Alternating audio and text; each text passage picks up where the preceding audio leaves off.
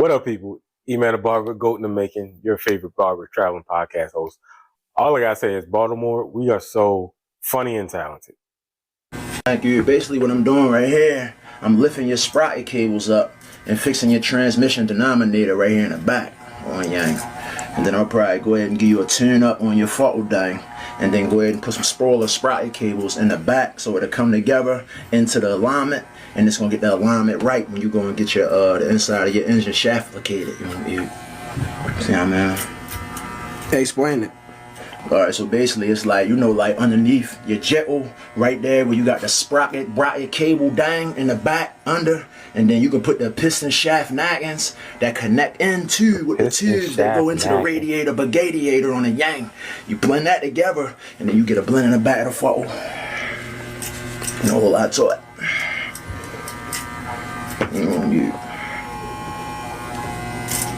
That'd be good. For you dumb yangs out there don't understand goot, basically what I'm saying is I'm big as goot, and I'm gonna lift his shacks all the way to the bizzin. On you.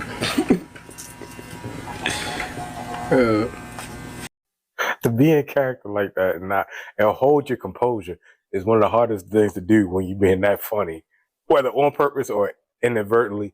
I don't know how, but comparing his haircut to a transmission or alternator, whatever, the jickle gang. So you got to be human and gooman, all right? You got to be human and gooman if you on your gizzo. We're going to get him out of here. Y'all young jickle yangs don't know what I'm saying, though. Y'all don't get it. You ain't on the frickle spot or the frickle yang. Know what you talking about. Yeah!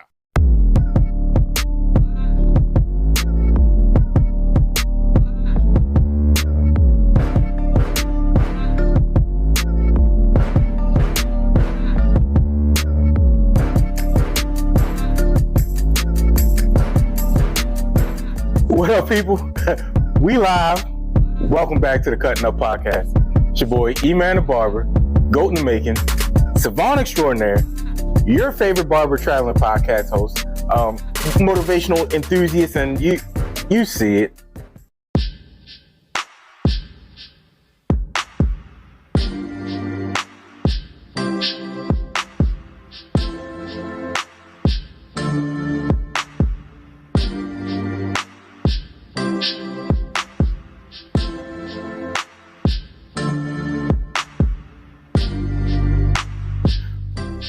Welcome back to the Cuttin Up Podcast. It's your boy.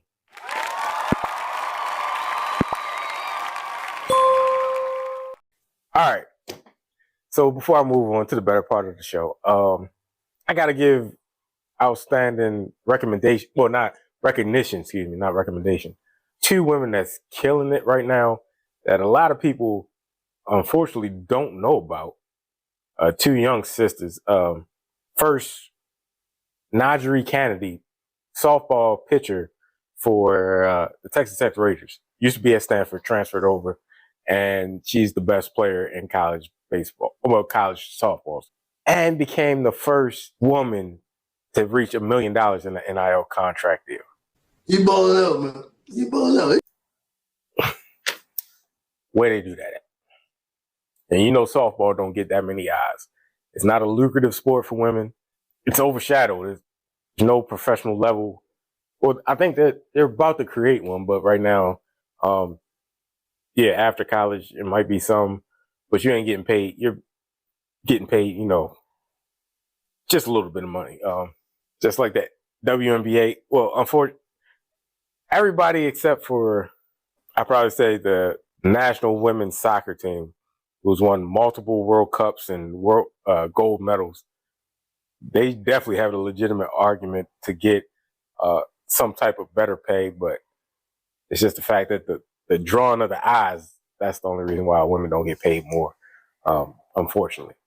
But Nijaree Canady, congratulations on getting the bag for softball and being the first one, beautiful black queens, And the other one, my girl, the legend in the making, Miss Coco Gauff. Out of the A, Georgia product. Well, I ain't gonna say from the A, but Georgia product wins her second major in tennis. I think she's only like 21 too, I believe. And winning the French Open. Went over to Paris and killed it, shut it down, and got her second major of her career. And many more to come. It's only the beginning.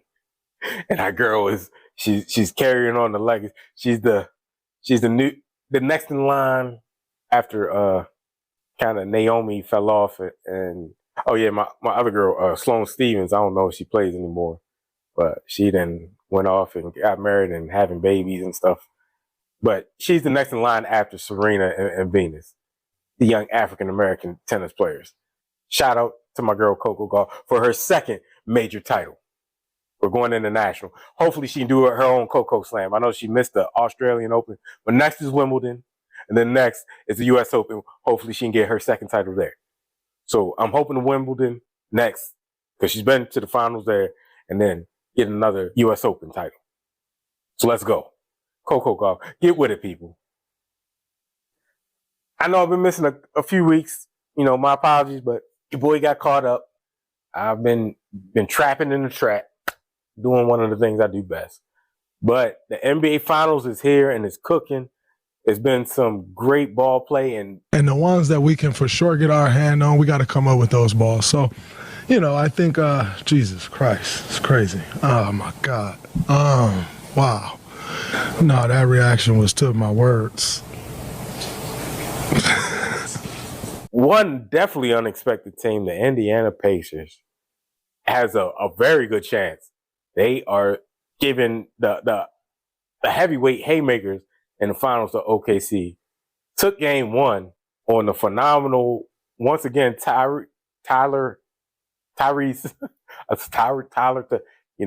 but Halliburton, Halla Ori, because Robert Ori, who is a legend for hitting last minute buzzer beater shots and winning championships, Halliburton's doing the same thing.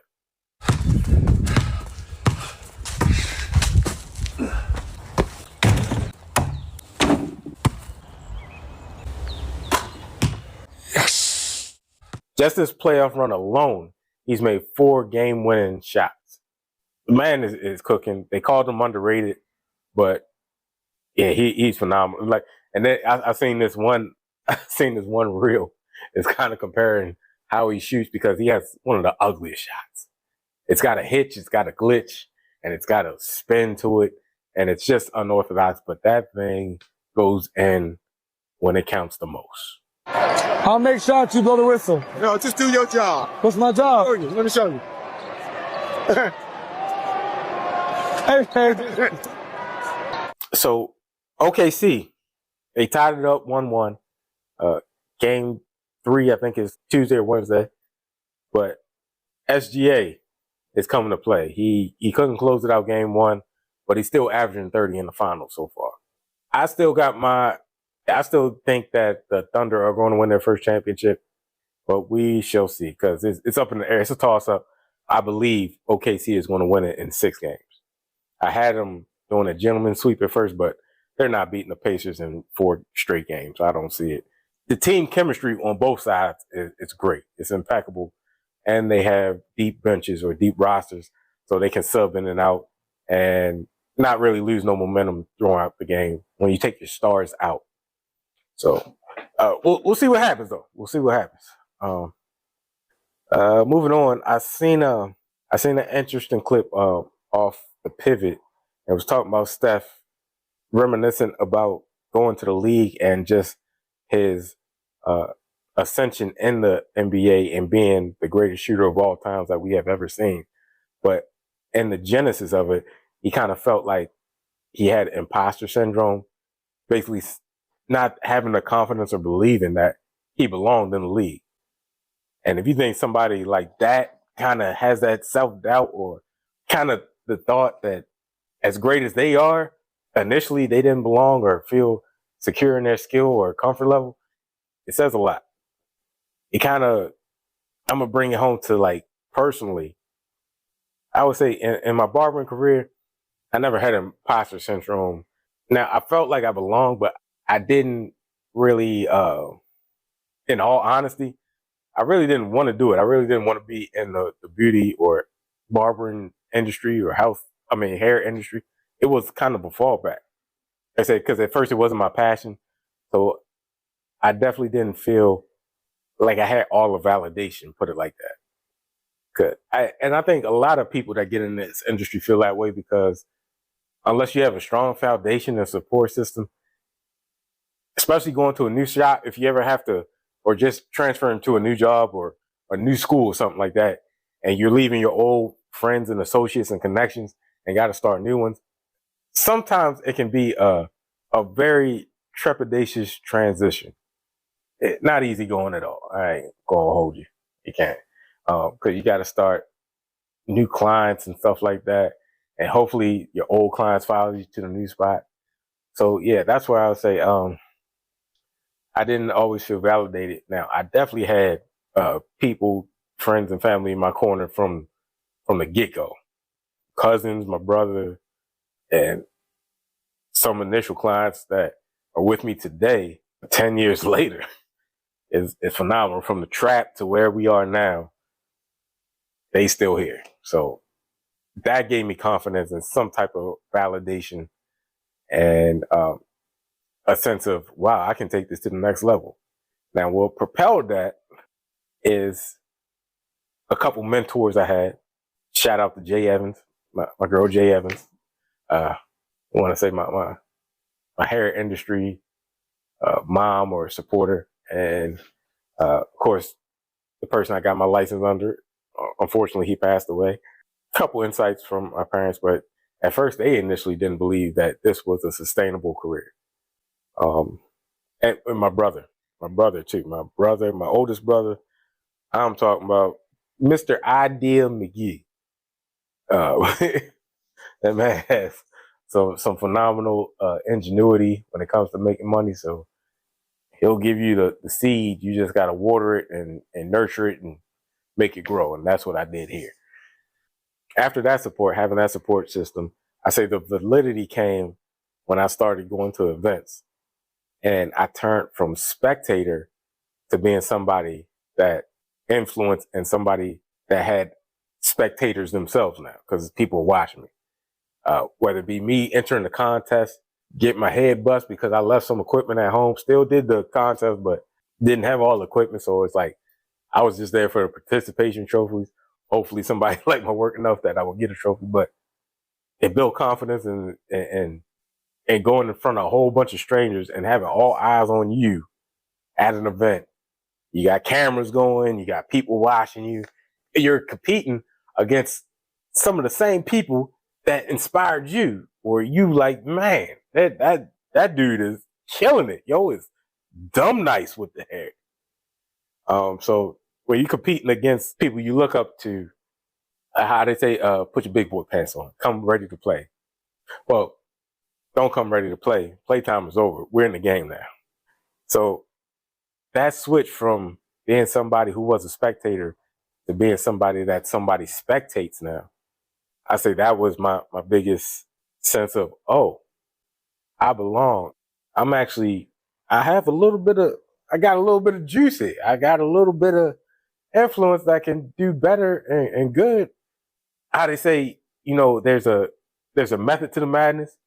And for this, for me, is exposure and jumping out there and not being scared to meet the people, your influencers, or to travel to other cities that don't know you and start talking to random people and getting them to know you and following them on IG, or you get them to follow you on IG and TikTok and all that. Now that's the real growth right there. Stepping out of your comfort zone, making those network connections, and just growing you as a personal, entity, a brand, influencer, your skill set, all that. Do that. And now I just had by my experience and stepping out there and just the blessings, because I accredit, everything is, you put in the work. Faith without works is dead. But you got to give recognition to God. Like some things you don't have no control over, but God will put or the Lord will put certain people in your life or in your path to make you better. It will make you better, strengthen you, build up your inner foundation and your inner faith. That way you have confidence that you can accomplish anything. But when I go to this certain event, I'm gonna meet such and such and such and such, or I'm gonna go and compete in this barber competition, and I'm coming home with the trophy, the bag or something. I'm coming home with something, and people want to know. So that's how I feel. And validation, you got to believe in yourself first before somebody else can believe in you.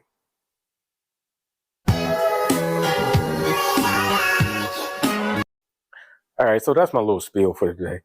The words of wisdom, something to draw a little strength, a little faith off of. Get your mindset working, get it to elevate a little bit more. But you know what time it is. Time to drop these reels.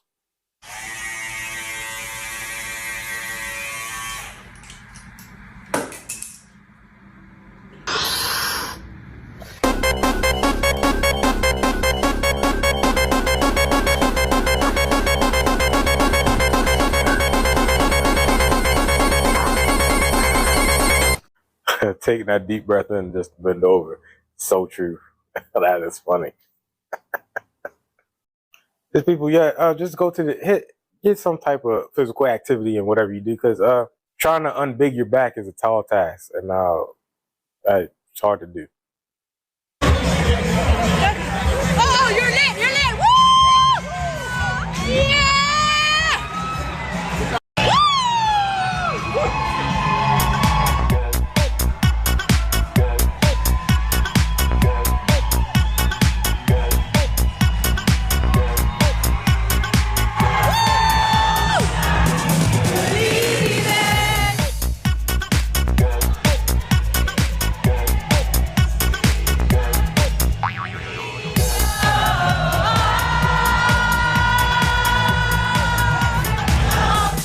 Baby girl, you could have chose any filter but that. Because the way, I don't know what to call you. And I'm trying to be cultural appropriate, because I know it's an Asian woman or man at this point. But I've never seen an Asian Cleon in my life. You know, the Star Trek people, the Cleon war people, yeah. Warhead, forehead. Oh. Yeah. Cause I'm finna come back. Bro gonna tell me he still ain't got my bird seat. It been 2 weeks. I said, I bet. Yeah. I'm finna go get my haircut when I get back. Mm-hmm. You better. Hey, man. I'm sorry. Don't be sorry, be careful. You feel me? My fault. So I said after the haircut, I'm finna come back. That's dope, though. To cut a bird, or any animal, because that's always a wild card. You don't know when they're going to move or flinch. That's impressive, though. That is impressive.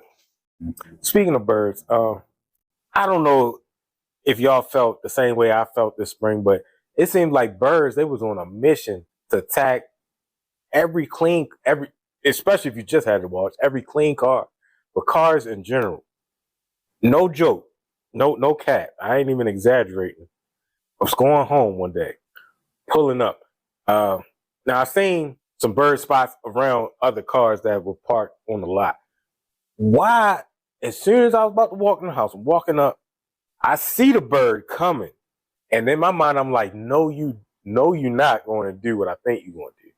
Those flies over the head. So I'm looking, watching him. And he goes to land on my car. And I just was like, oh no. So I go to grab something to go swing at him. So know I was coming. Dropped a quick deuce with the feet land on the angle. Dropped the quickest deuce I ever seen. Said, aha, and flew off. Y'all don't know how heated I got in that moment, because I just washed off my car. And now I got to clean it again, because you want to take a quick dump, a drive-by. Drive-by in front of my face. That's what really made me mad. Looked at, seen me coming, pulled up, and I don't know where he took off from, but like I said, I was going to the house, flew over my head, and I was like, I talked to him. That's the thing. I think he did it to really get in my head, to really mess with me. So I was like, no, I know you not. I know you're not about to do what I think you're about to do. And he did exactly what I thought he was going to do. And he did it with the quickness. For that bird especially, not all birds, but I hope the nearest car or cat gets you and you get what you deserve. Put a hit out on these birds, man. Ain't right.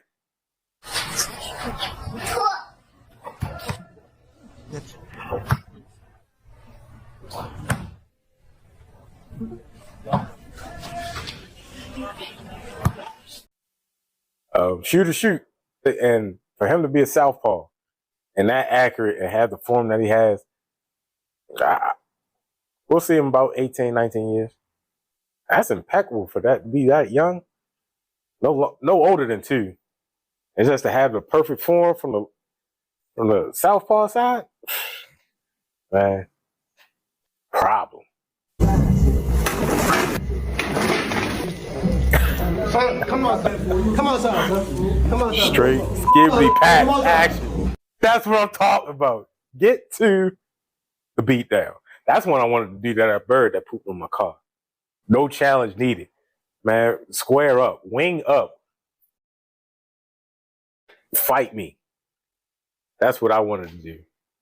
But I don't play games like this. You know, I go crazy with the spice ball sometimes. I do go overboard with the spice ball, but no matter how close me and the client are, I ain't finna be doing no crazy pranks like that. No dropping water on people, the fake kissing, you know, getting that girl to kiss them and act like I'm kissing them, slapping them. No. Spice ball, yeah. You getting drenched, but you see it coming. And I might boop you with the dust hair wipe down brush. That's about it. And yeah, that's all I got for you. So thanks for tuning in. Hope you enjoyed it. Don't forget to like, share, and subscribe, of course, people. Don't forget to follow your boy, get with the team, and let's go to higher heights and deeper depths, all right? So Eman The Barber, your favorite barber traveling podcast host. We out. See y'all next time. Thank you for having me, Eman. Barber. Oh, wow. Thank you for having me, and we cut up.